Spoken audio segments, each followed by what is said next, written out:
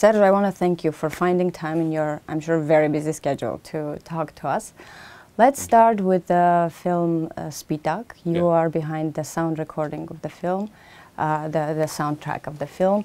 A film that's very personal and tragic for every Armenian because it talks about, it tells the story of the earthquake. What was it like to write a music to that film? It was not an easy film to do, I'll be honest. It was a very difficult film to work on. Emotionally, it was very, draining.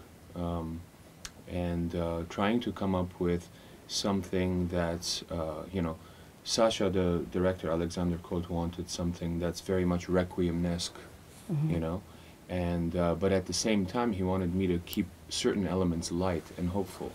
And that's the tough balance to play musically.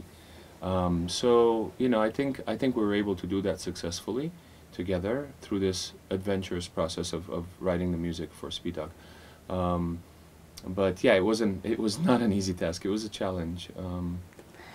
Armenia has nominated the film for the Oscar in the foreign film category, and do you think the film has a chance to make it to the short list and potentially even winning the Oscar? I think the film does have a chance because I think it's very rare that films like this are made.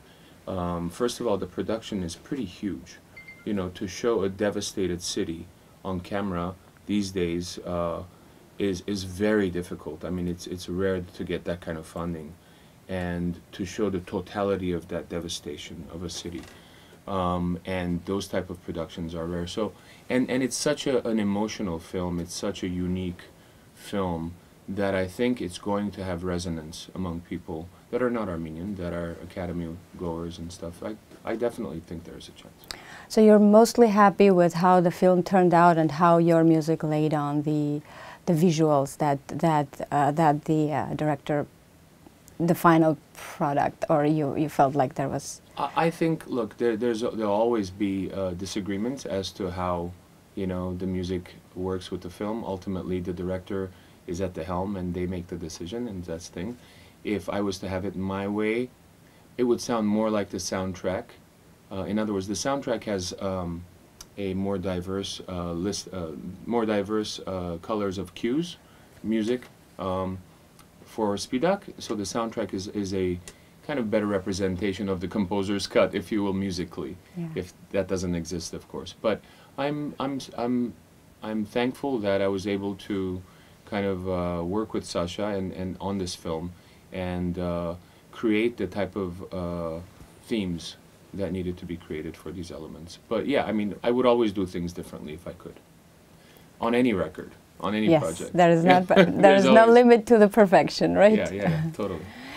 And unrelated, but again, very shocking and kind of tragic story that you were filming with Anthony Bourdain, Parts Unknown in Armenia, and few months later we hear the shocking news of his death. How shocking was that for you? It was very shocking. It was very sad, and to have two friends pass from in the same way within the same year, Chris Cornell as well earlier, was really it kind of threw me out of my loop, out of my orbit, really.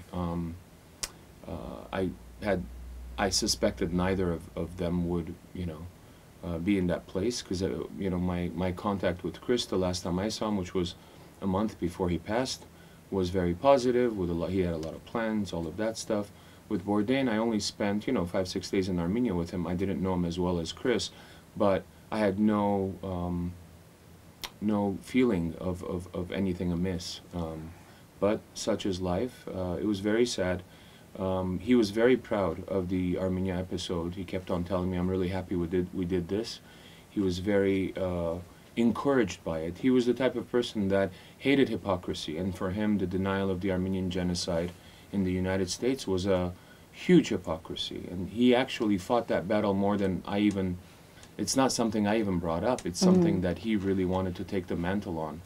And if you saw his interviews with Anderson Cooper on CNN before the show was aired, and a lot of those, him just basically saying, this is ridiculous, this is hypocritical, I think he was a very powerful person.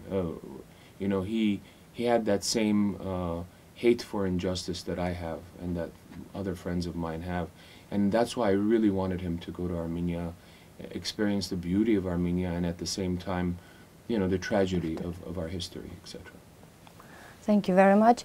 And to end the English portion on a positive note, you are known as a family man, very supportive husband, a good father. Tell us a bit about your family. I usually keep family out of the press, but I love having a family. It gives me a different reason to exist, more so than my art and my music, which has always kind of funneled my enthusiasm. But having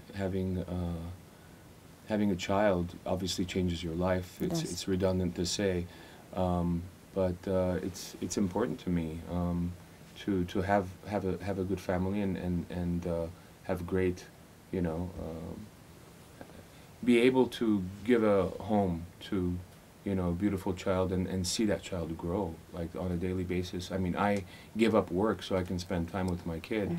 I give up work so I can just hang out with him.